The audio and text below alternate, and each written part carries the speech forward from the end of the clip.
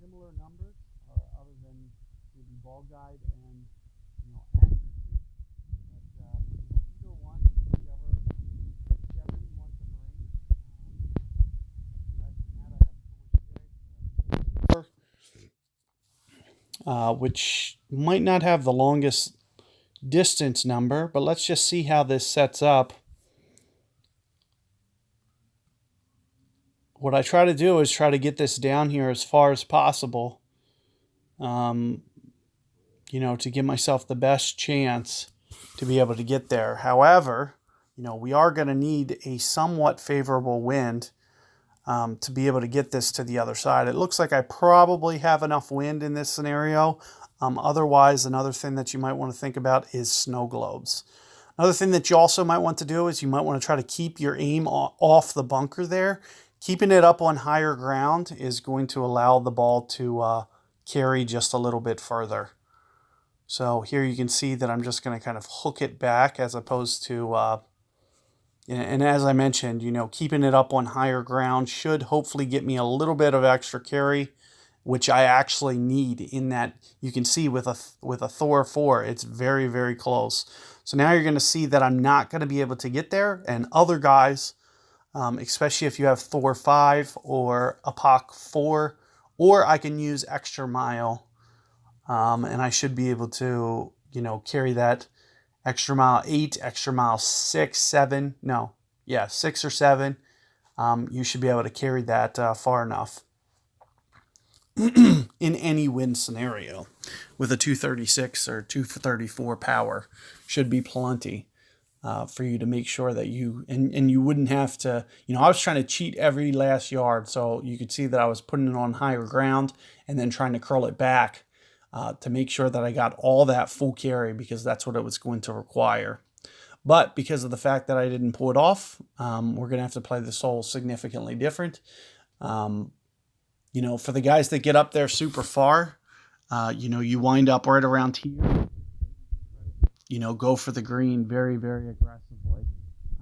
Still going to essentially try to play this very aggressively and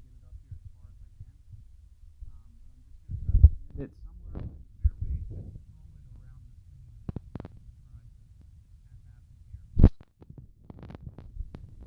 But I'm just going to try to land it somewhere on the fairway and roll it around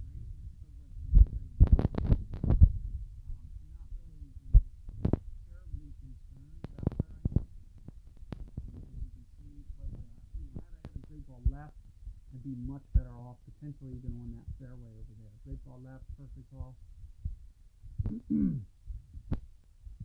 But you can see, bringing those long clubs is advantageous because of the fact that even with that, not being able to get it up very far, you can see they really set this up fair. I mean, even if I hit the crappiest drive, I can still, I'm up there by the green.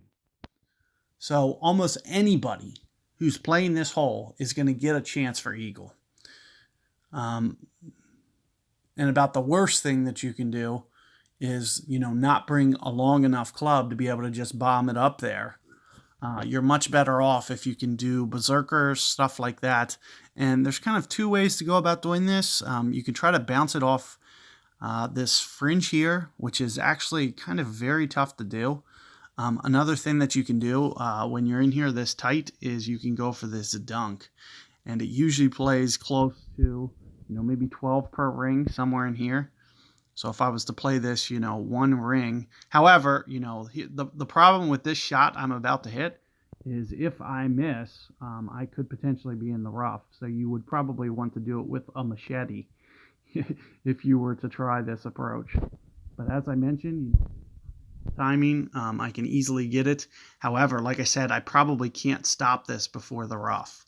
So it is going to roll down the hill. It's a little risky to do it that way. But as I mentioned, if you bring something with a little bit more backspin, it's very, very makeable. It just comes down to perfect ball. Same with the pitch. I mean, had I gone for the fringe there, if I missed my perfect ball, I was going to miss it anyway.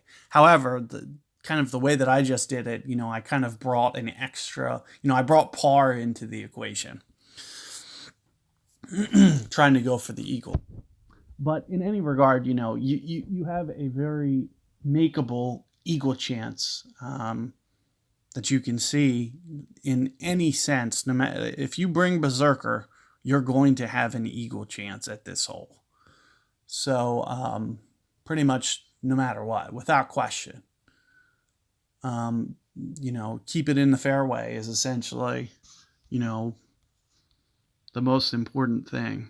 Aside from that, even from back here, we can just basically, put the ball guide in the hole up here, and, it would just come down to perfect ball again. And of course, this time I get it when it doesn't mean a thing.